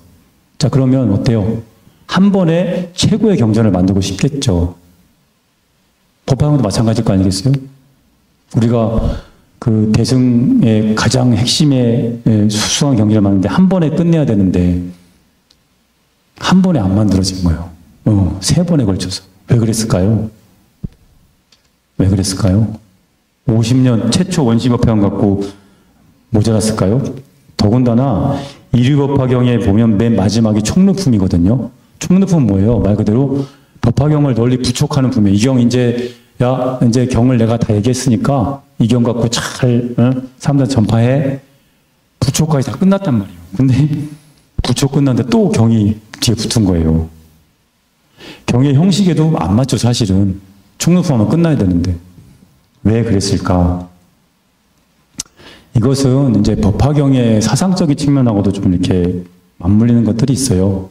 그러니까 사실은 인류 원시 최초의 그 법화경을 결집했던 사람들은, 그러니까 그 전에 시대적 상황이 어떻다 그랬어요? 부파불교 시대였고, 그 다음에 너무나 많은 논쟁과 다툼이 있었기 때문에, 이제 좀 그만 싸우자. 다 같이 부처님 제자인데 왜들 싸우니? 법화경이 위대한 게 그 지점입니다. 나중에 이제 계속 반복적으로 나오겠지만, 처음에 극초기 대승가들은 어때요? 막 공격을 했어요. 상자부 불교를. 너네는 소승이야. 아유, 너네는 너무 현학적이야. 너는 민중들과 괴리돼 있어. 너네는 부처님 마음이 아니야. 막 공격을 했어요. 근데 법화경은 어때요? 이 처음에 원시 법화경 결집자들은 그들을 끌어안습니다. 야, 너네는 사실은 잘못되지 않았어. 성문 영각. 그래서 이 처음 원시 법화경에서 얘기하는 것들이 회삼기일이거든요. 삼승을 모아서 일불승이라는 하나의 승으로 나아가게 한다는 주장인데, 삼승이 성문, 영각, 보살승 이 세 가지를 얘기하는 거거든요. 근데 삼자부 불교에서 가장 성인으로 받드는 성문, 영각, 벽집을 잘못되지 않았어. 다만 그것이 끝이 아니니까 그만 싸우고 다 같이 우리 일불승으로 나아가자. 부처님의 일체종지를 이루는 그 경지로 나아가자라고 끊임없이 설득하고 있는 거거든요. 이것은 공격하는 뉘앙스하고 다른 거예요. 너네는 잘못됐고 너희는 어리석고, 그것이 아니라 초기 극초기 대승에서 보여줬던 그런 모습들이 아니라 어울르고 포용하고 이렇게 회통시키려고 하는 그런 노력들인 것이죠. 그래서 그때도 몇 번 말씀드렸습니다만 파사현정, 삿된 것을 파하면 바른 것이 그대로 드러난다. 우리가 사회정의를 잡을 때 드러나는 것이 사회정의를 잡으려고 할 때 내가 외치는 것들이 파사현정을 이렇게 슬로건으로 많이 하잖아요. 그 파사현정의 바탕에는 법화경 같은 자비, 그러니까 그들도 구제의 대상이고 그들도 우리와 같은 불성을 가지고 있다는 그런 자비의 마음을 깔고 파사현정을 해야 됩니다. 파사현정을 잘못하면 굉장히 대립으로만 가요. 그래서 잘못된 사람들을 봤을 때, 우리보다 못한 사람들을 봤을 때, 혹은 어리석은 사람들을 봤을 때 쟤들은 왜 저렇게 어리석고 못났을까라는 감정이 들지만, 그 감정까지는 어찌할 수 없지만, 분노가 치밀까지 어쩔 수가 없지만, 의도적으로 그 밑에는 법화경에서 얘기하는 일불승 사상, 모든 중생은 성불할 수 있다는 그 자비를 갖고 투쟁을 하고 변화를 이끌어내야 되는 것이죠. 그러니까 법화경이 원시 법화경 인류라고 하는 구품까지 그때 했던 그 원시 법화경은 그런 것들을 화합과 포용의 마음을 계속 끊임없이 얘기하려고 했던 겁니다. 그런데 이제 수학무학 인기품까지 지어놓고 딱 끝났어. 근데 50년 뒤에 다시 이류 법화경을 증보를 해요. 더 붙인다는 얘기죠. 이류 법화경 내용이 뭐예요? 이류 법화경의 핵심은 제16품 열애수량품이거든요. 이류 법화경의 핵심, 인류 원시 법화경의 핵심은 제2방편품입니다. 처음에 딱 모든 걸 다 밝히고 들어가 버려요. 내가 부처님이 당신께서 말씀하시길 삼승을 얘기했지만 사실은 삼승이 따로 있는 게 아니고 삼승 모든 중생은 다 불성이 있어. 그러니까 삼승은 그냥 방편으로 써놓은 거고 일승으로 나가면 된다라고 말 딱 초기에 전제를 딱 까시고 하시는 거예요. 그래서 방편품이 원시법화경에서는 핵심입니다. 그런데 그 다음에 50년 뒤에 증보된 이 이류법화경은 제16 열애수량품이 핵심이에요. 열애수량품은 뭐냐면, 사실은, 그러니까 아까 정문으로 얘기했을 때 부처님의 역사적인 석가모니 부처님은 어때요? 태어남이 있고 출가가 있고 전도 생활이 있고 열반이 있죠. 그래서 부처님은 돌아가셨단 말이에요. 근데 전도 기간이 45년밖에 안 돼. 그런데 이 종지용출품 제15에서 뭐가 나오냐면 땅에서 그냥 갑자기 뜬금없이 보살들이 확 솟아나요. 부처님 설법하시는데. 그래서 부처님한테 물어봅니다. 아니, 저 보살들은 다 어디서 왔습니까? 그래서 여기부터 이제 환상의 세계로 판타지로 들어가는 거예요. 그래서 본문 이렇게 나눠진 게 여기서 판타지가 시작됩니다. 갑자기 땅에서 보살들이 막 솟아나. 종지용출. 그러니까 물어보죠. 아니, 저 보살들 어디서 온 거예요? 부처님이 사실은 내가 전생에 다 교화했던 보살들이야. 그러니까 어때요? 성문 제자들이 참 어이가 없죠. 아니, 부처님 고작 45년 전 설법하고 전도하셨는데 어떻게 저 많은 보살들을 다 교화했다고 말씀하십니까? 그것은 마치 한 20대 젊은 청년이 100살 먹은 노인 보고 저 내 아들이네 그런 거하고 똑같습니다. 말이 수현상으로 안 맞지 않습니까? 그런 질문을 해요. 실제로 경에서 그런 게 나옵니다. 그러니까 부처님 뭐라 그래요? 사실은 나는 그러니까 열반한 적이 없어. 내가 열반을 보인 건 니네들한테 마음을 좀 급하게 만들어서 공부를 하게 만들려고 한 거지. 사실 열애의 수명은, 그래서 열애의 수장품이에요. 열애의 수장품. 열애의 수명은 사실은 너무나 무한하고 너무나 한량이 없고 나는 한 번도 죽은 적이 없어. 한 번도 인멸한 적이 없어. 무시례로 항상 나는 열반에 든 적이 없다. 내가 보여준 역사상의 서가문이라고 하는 그걸 통해 보여준 건 뭐냐면 다 방편이야. 왜? 너희들이 내가 영원히 산다 하면 공부도 안 할 거잖아. 그리고 일불승우 나을 생각도 안 할 거잖아. 내가 나온 이유는 오직 한 가지. 그걸 이제 일대사인연이라고 부처님 경에서 말씀하시거든요. 딱 한 가지밖에 없어. 계시오입. 부처님의 일체 지혜를 열어서 보이고 다시 깨닫게 하고 거기서 다시 들어가게 하려는 일대사인연. 그거 하나밖에 없어. 내가 다시 석가모니로 나온 것은 바로 그거 하나밖에, 그 이유밖에 없어. 나는 그래서 방편으로 다시 인멸했다고 너희들한테 보여주는 것 뿐이야. 라고 설명하시는 내용입니다. 자, 그러면 왜 처음에 AD 50년경에 이 법화경 회삼기일의 핵심 사상만 갖고 모자랐다는 얘기잖아요. 근데 그 뒤에 나온 내용 보면 이제 이거를 열애수양품의 중심으로 이 전개된 사상을 구원실성 그러거든요. 왜 회삼기일일 때, 회삼기일은 끝나도 되는데 왜 그냥 굳이 또 열 몇 품을 더 더해가지고 이류 법화경을 만들었냐. 그 사람들이 이제 처음에 궁금했던, 그러니까 의문이 생긴 거죠. 그러니까 아마 질문을 받았을 거예요. 처음에 제9품까지 만들었던 법화경 행자들 중에 야, 니네가 지금 계속 회삼기를 주장하는데 알았어. 성문영각 보살들이 다 방편이라고 하는데 방편이고 그걸 몰라서 일불수로 나아가야 한다는데 야, 그게 근거가 뭐냐 니네. 뭘 근거로 그런 회삼기를 자꾸 주장하는 거야? 끊임없이 아마 질문을 받았던 것 같아요. 그래서 그 근거로 얘기하는 것이 바로 뭡니까? 사실은 열애의 수명이 우리는 다 불성을 가지고 있기 때문에 회삼기일로 가기가 되게 쉽다는 얘기를 하는 거야 라고 그 근거를 대는 부분이거든요. 그러니까 원래 우리가 없는 것을 새로 만들려면 어때요? 굉장히 힘들고 어렵잖아요. 근데 회삼기일을 주장하면서 야, 회삼기일 너네 수행법 그대로 가지고 와서 그대로 하면서 할 수 있어. 어렵지 않아. 막 그렇게 설명을 하니까 야, 그 근거가 뭐야? 그 근거가 뭐냐면 사실은 열애의 그 수명이 한 번도 없던 적이 없대. 열애가 한 번도 인멸한 적이 없다는 얘기는 뭐냐면 열애와 우리는 같은 불성을 지닌 존재잖아요. 그러니까 우리에게도 부처님의 씨앗이 있고 우리에게도 부처님의 불성이 있고 우리 안에도 열애가 항상 살아 계시다는 얘기거든요.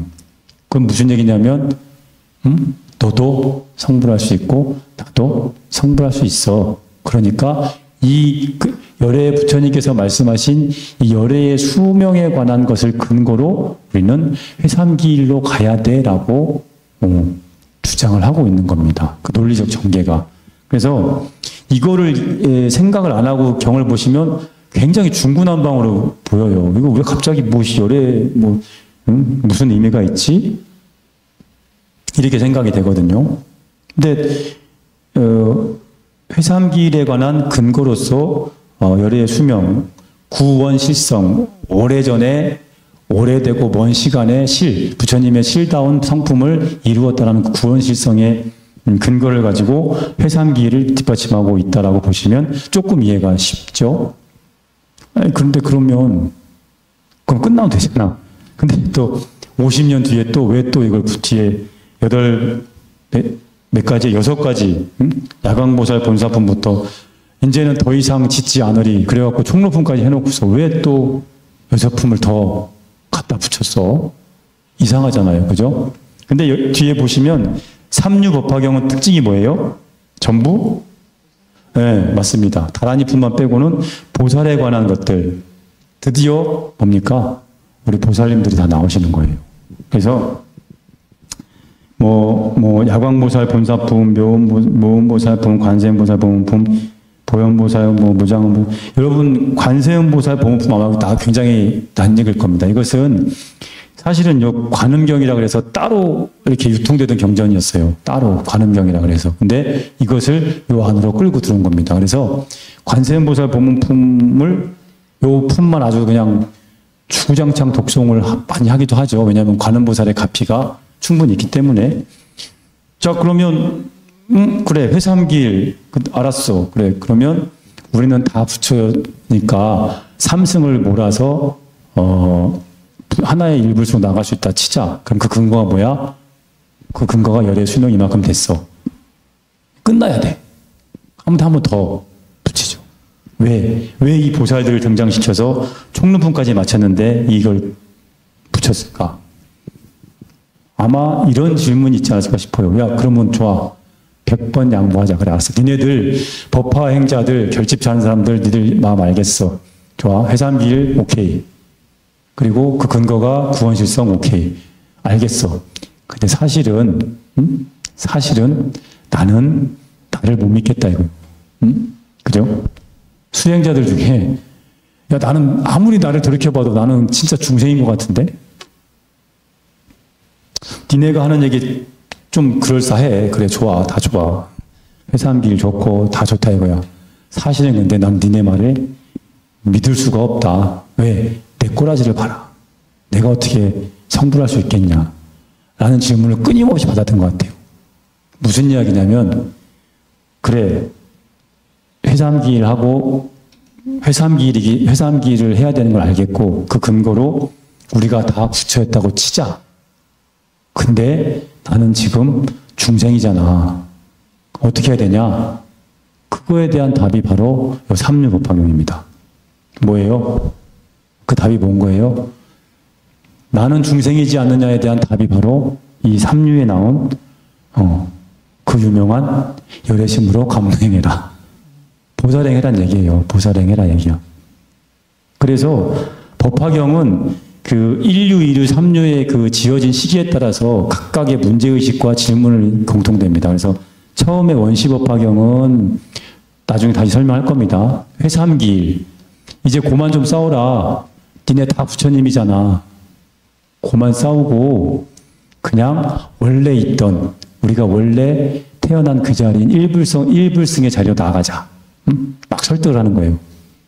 그 다음에 50년 동안 줄기차게 공격과 질문을 받죠. 야, 그러면 그 근거가 뭔데? 근데 그때 생뚱맞게 뭐 갑자기 그런 얘기를 해. 근거가 뭔데? 50년 동안 질문과 공격을 받아갖고 두 번째 결정을 합니다. 그 근거? 구원실성이야. 오래전부터 이미 부처님이 성불을 하셨고 열반을 보이신 건 방편이야.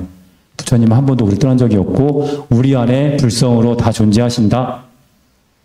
그래서 판타지가 섞이는 거죠. 여기서부터. 50년간 또 공격과 질문을 받아요.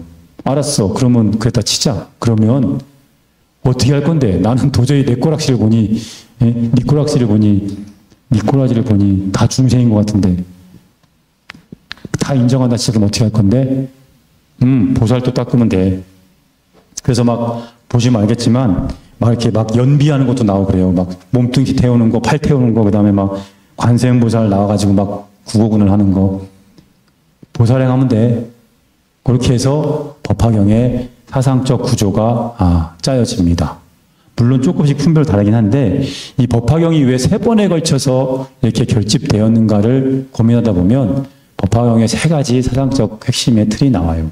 그래서 법화경은 원시 법화경에서 첫 번째 삼승, 성문, 보살, 영가 그 당시에 끊임없이 다투고 있었던 삼승들을 하나로 모아서 우리가 무슨 평등한 일불승의 경제로 나아가게 하자라는 첫 번째 문제의식 때문에 인류 법화경이 만들어졌고 그 뒤에 그러면 그 근거가 무엇이냐는 질문을 받았기 때문에 그 고민을 통해서 그 근거로 제시한 것이 우리는 전부가 다 부처님은 오래전에 성불하셨고 그렇기 때문에 그 성불한 부처님은 어디 간 것이 아니야. 우리 안에 다 내재되어 있다라는 열의 수양품을 밝히고 있는 구원실성을 법학을 얘기하는 것이고, 그러면 어떻게 할 건데? 라는 질문 때문에 그거 가려면 5종 법사행하고 행보리심 5가지로 법사행을, 이 법화경을 수지독송, 그 다음에 위인, 서사, 위인에서 하는 5종 법사행을 하고, 그 다음에 보살행을 끊임없이 해야 되라고 마무리 짓는 과정에서 원시법화경, 그 다음에 이류법화경, 삼류법화경이 만들어졌다. 이해가 되시나요? 네, 안 되셔도 괜찮습니다. 그래서 이제 뭐 어렵게 생각하지 마시고 막 굳이 막 구조를 막 이렇게 안 하셔도 돼요. 그러니까 정리를 해보면 구조적 경의 형식적 구조를 따져보면 총 28품으로 구성되어 있는데 반을 나눠서 정문과 본문, 그러니까 역사적인 서가모니 부처님이 발자취를 드러낸 그런 역사적인 부처님께서 설법하시는 것으로 표현한 정문과 본문으로 나눌 수 있고, 그 다음에 그것을 시기적으로 만들어진 시기에 따라서 만들어지면 AD 50년, 100년, 150년 각각 일류법화경, 이류법화경, 삼류법화경 이렇게 나눠지고 있었고, 그 경이 한꺼번에 결집되지 않고 3번에 나누어진 이유는 각각 그 사상과 사상에 대한 질문과 때로는 공격을 받았기 때문에 그것에 대한 답을 내면서 이렇게 진행되었다라고 보시면 됩니다. 여러분, 지금은 일체 중생 시류불성이라는 말 되게 쉽죠. 무슨 이야기냐면 모든 중생이 다 불성을 가지고 있다는 말이 되게 귀에 익잖아요. 응? 귀에 익는단 말이에요. 근데 그 당시에 이 법화경은 굉장히 공격받을 만한 얘기였습니다. 왜?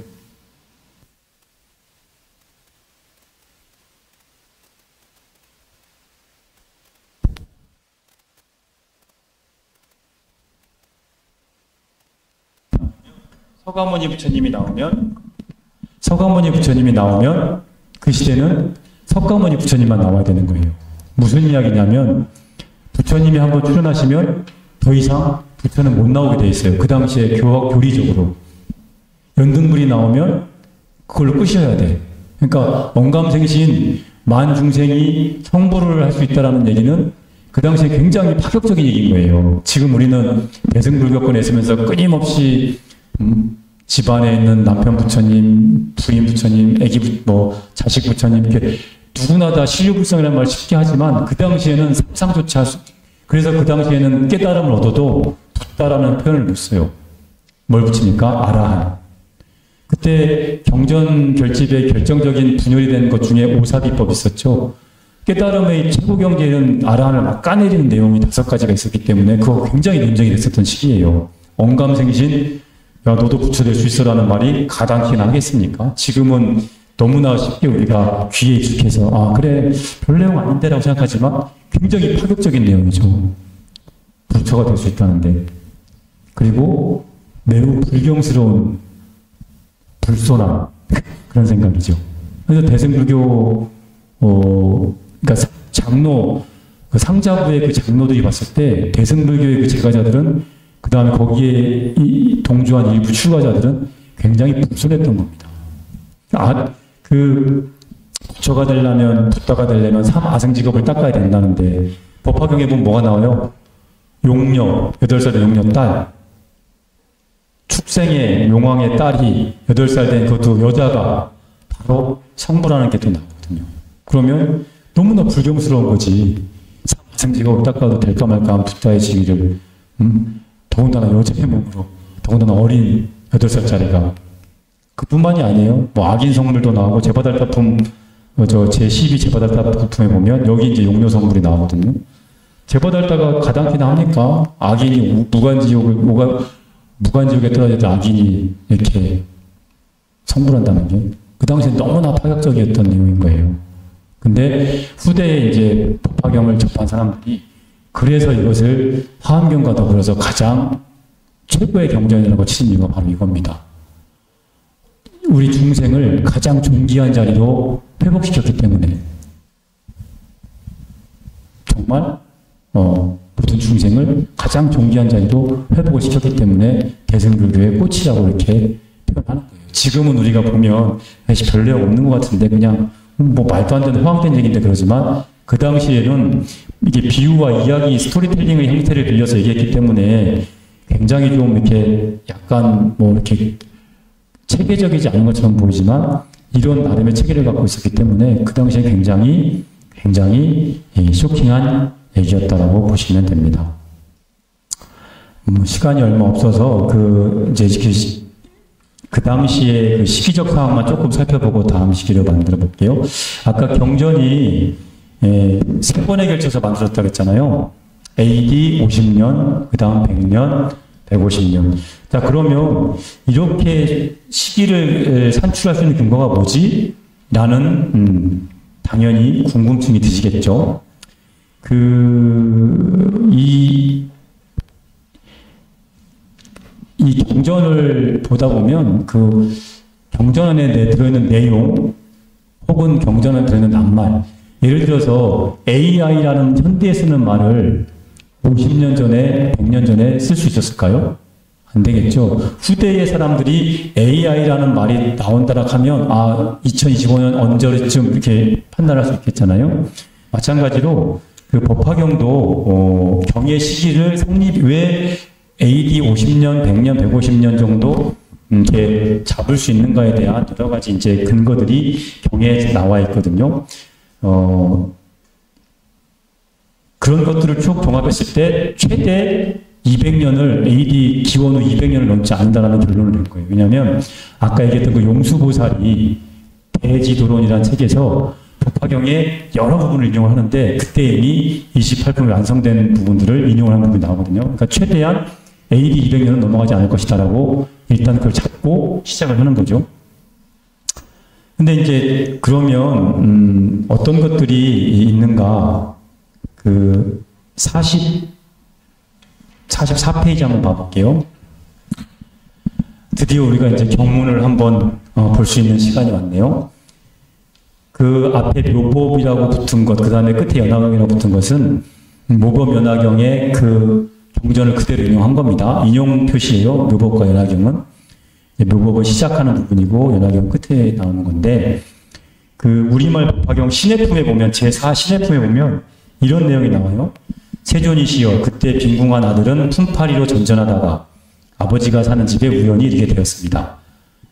대문 옆에 서서 멀리 그 아버지를 바라보자니 사자상에 걸터 앉아 바람과 찰리와 거사들이 공경이 둘러서고 모시고 있었습니다.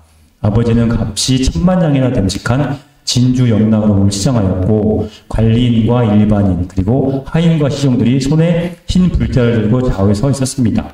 게다가 보배 휘장을 치고 온갖 꽃번을 들이웠으며 향수를 땅에 뿌리고 여러 가지 이름난 꽃잎을 풀었습니다. 자, 여기 이게 그림이 그려지세요 혹시?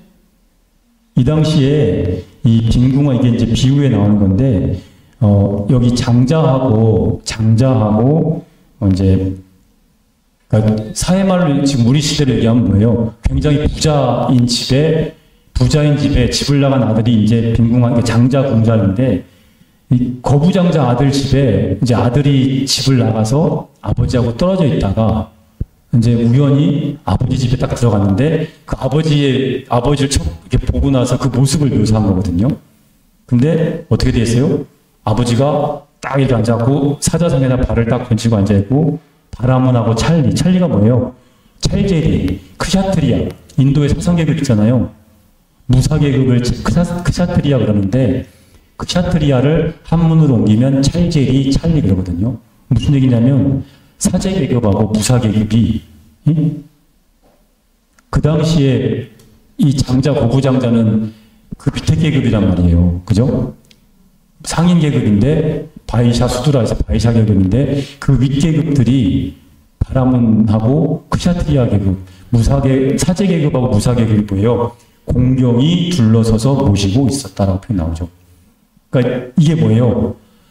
그 이전 시대에는 카스트 제도 때문에 상상할 수 없는, 그러니까 제3계급이 제1계급과 제2계급이 돈이 많다는 이유로 옆에 서가지고 공손하게 얘를 취하는 그런 모습을 지금 그린 거거든요. 그러면 이 시기가 언제겠는가라는 걸 추정하는 거죠. 이 시기를 추정해 봤더니 아까 우리 여러분 그 인도 초간단 인도 불교사에서 보면 마우리아 왕조 다음 쿠시안 왕조 있었죠. 쿠시안 왕조 때 제2대 황제 때쯤 되니까 이런 현상이 벌어지더라는 거죠. 그 당시 쿠시안 왕조를 이렇게 공부하던 사람들이 돈이 많은 자본가들이 어떻게 계급의 질서를 무너뜨리고 이러한 대우를 받고 있었는가라는 걸 조사하다 보니까 경전에 나온 이런 모습들이 그 정도의 시기가 될 것이다라고 이제 추정을 하는 거죠. 그 밑에 한번 볼까요? 그 밑에 인용 보시면 그 아버지는 이전부터 아들을 찾아다니다가 아직 찾지 못하고 어느 성에 잠시 머물고 있었습니다. 그 집은 아주 부자여서 재물이 한량없고 많으니 금은 유리, 산호, 호박, 팔쭉 온갖 보배들이 창고마다 가득 찼습니다. 쭉 나오다 그 밑에서 보면 뭐나요? 게다가 전곡을 빌려주고 받는 이익금으로 타인과 무역을 하였으니 장사하는 상인과 손님들도 역시 많아서 매우 북적거렸습니다. 여기 뭐가 눈에 들어오세요? 전곡을 빌려주고, 이제 전곡이 뭐냐면 밭에서 나는 곡식이에요.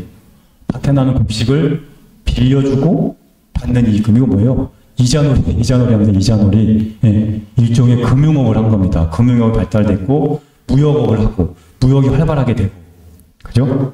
그러니까 아버지가 이 거대 장자 궁자유, 그러니까 부자 아들과 빈궁한 아들, 장자 궁자 이렇게 표현하는데, 장자 궁자유에 등장하는 이 법화경의 모습들은 내가 법화경 결집자의 입장에서 본다면 내가 경을 쓰려고 그래. 그러면 이 시대의 모습들을 그 안에 이렇게 당연히 들어갈 수밖에 없겠죠. 그 시대에는 뭐예요? 전곡을 빌려주고 이익금을 받는, 이자를 받는다는 것, 그 다음에 일종의 금융업이 성행을 했고, 그 다음에 재벌들이, 돈 많은 재벌들이 사제나 크샤트리한테 이렇게 무시당하지 않고, 예전에 기존의 카스트 제도처럼 무시당하지 않고 대우를 받고, 때로는 그들의 이렇게 존경 혹은 아부 이런 것들을 받을 때다라고 이제 추정을 했던 거죠. 그런 것들을 보니까 최대 200년을 넘지 않으면서 쿠시안 왕조 때 이렇게 진행된 것들이 아닌가라는 연대를 추정을 하는 겁니다. 이게 이제 경제사회적 모습들이 이게 중간중간에 계속 나와요. 그 다음에 뭐 나중에 그 아들이 걸음치는데 집 옆에 이렇게 초막을 붙여놓고 이렇게 옆에서 이렇게 몸쪽으로 사는 거, 그런 것들도 나오고. 그래서 그런 것들을 경제에 나온 그런 것들을 가지고 연대를 추정한다. 그 다음에 그 아까 법화경의 성립 요건 중에 굉장히 중요한 것 중에 대승불교 활동가들이 했던 것 중에 뭐가 있었죠? 불탑신앙이 있었죠. 부처님 사리탑을 지키고 예배하고 했던 것들. 이제 그런 탑에 관한 것들이 내용도 이제 뒤에도 나옵니다. 그래서 이제 그 법화경 방병품부터 수학, 무학, 인기품까지는 그 안에 이제 부처님의 사리를 모신 사리탑을 가지고 경을 설명하는데, 그 뒤에 이류법화경에는 사리탑이 아닌 경탑.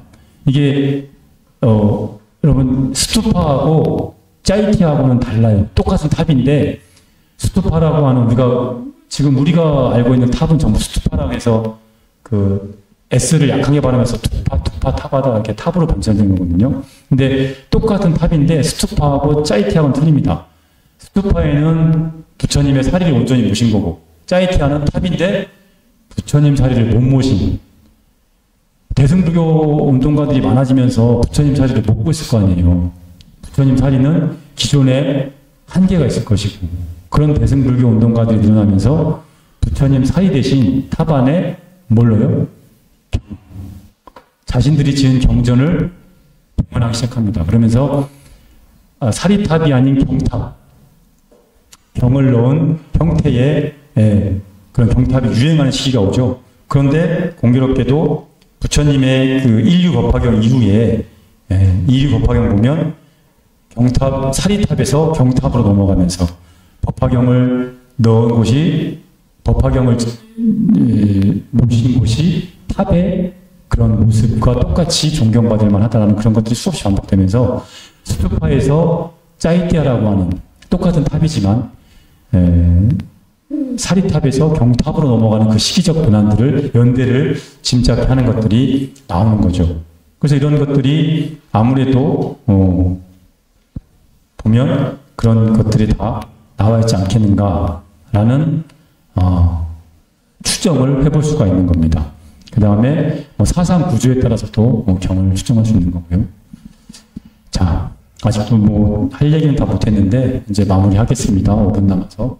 자, 마무리는 얼굴을 보면서, 자, 오늘도 세계단 내려가신 이지시겠지만 잊을 수가 없네요. 그 말씀을. 왜 하필 3계단이었을까? 4계단도 아니고 5계단도 아니고. 이런 의문에서 이제 경이 만들어지는 건데, 3계단 내려가시면 잊어버릴 법화경을 다시 한번 정리를 하겠습니다. 법화경은 7권 28품으로 되어 있고, 시기에 따라서 3번의 결집 시기를 거쳤다. 각 시기별로 원형 법화경은 3승을 회통해서 1승으로 나아가는 것, 그것에 대한 근거로 이류 법화경에서 구원실성에, 우리는 모두 부처님의 자손으로 부처가 되시자는 구원실성에 근거를 댔고, 그것을 그럼 어떻게 이룰 것인가라는 질문으로, 방법으로 행보리심, 물론 그 전에 5종 법사행이 나옵니다. 법화경을 수우지 독송하는 것들이 나와요. 그런 것들이 시기별로 사상적인 근거를 가지고 이렇게 3번에 이어졌다. 그래서 크게는 정문과 법문으로 나누지만 시기별로는 3부분으로 나눌 수 있고, 그리고 나중에 이제 돌보중, 그 듣는 설법을 듣는 대중이 누구냐에 따라서 또 이렇게 나누기도 합니다. 그러나 다 잊어버려도 됩니다. 다 잊어버려도 되고 딱 한 가지, 우리는 다 불성을 지니고 있고, 그래서 끊임없이 법학에서 얘기하는 건 뭐냐면 설득을 하는 거예요. 야, 없는 걸 새로 만들라는 게 아니잖아. 네가 다 갖고 있는 건데 그 좋은 걸 왜 안 쓰고 그러냐. 없는 걸 새로 만드는 것도 아니고, 감은 눈 뜨기만 하면, 그래서 맹불구제라는 표현도 써요. 맹불. 눈 감은 부처인데, 너네들은 지금 중생이지만 눈 감고 있는 부처지만 눈만 딱 뜨면 부처인데 왜 그 좋은 걸 안 하고 그렇게 중생을 평생 확고한 중생이라는 믿음 속에 살려고 하냐. 그러지 말아라. 없는 걸 새로 만드는 것도 아니고 있는 걸 다시 회복만 하면 되는데, 그러니까 어떻게 해야 돼? 보살행을 하자. 끊임없이 설득을 하는 겁니다. 그래서 여러분 다른 건 다 잊어버리셔도 좋은데 딱 하나 우리는 행보리심. 그죠? 행보리심은 어려운 게 아닙니다.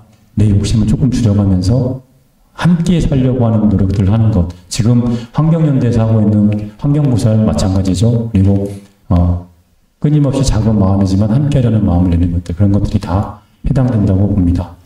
자, 법화경을 한 줄로 줄이면 뭐라고요? 여여심으로 감노행하라. 이거 이제 좀 경전가 좀 미세요. 여여심으로 감노행하라. 얼마나 좋아요. 불교의 핵심 교리, 법화경의 행보리심, 마지막 3류 법화경의 방법입니다. 여여심으로 행보리심죠. 감노행하라. 보살행을 하는데 여여하지 못한 마음으로 하면 그것은 진정한 보살행이 아니에요. 그래서 보살행은 금강경에 나오듯이 보살은 보살행을 했다고 하는 마음이 전혀 없죠. 왜? 여여심으로 했기 때문에. 그래서 그런 거예요. 자, 마치고 추석 잘 보내시고 추석 지나고 뵙겠습니다. 감사합니다.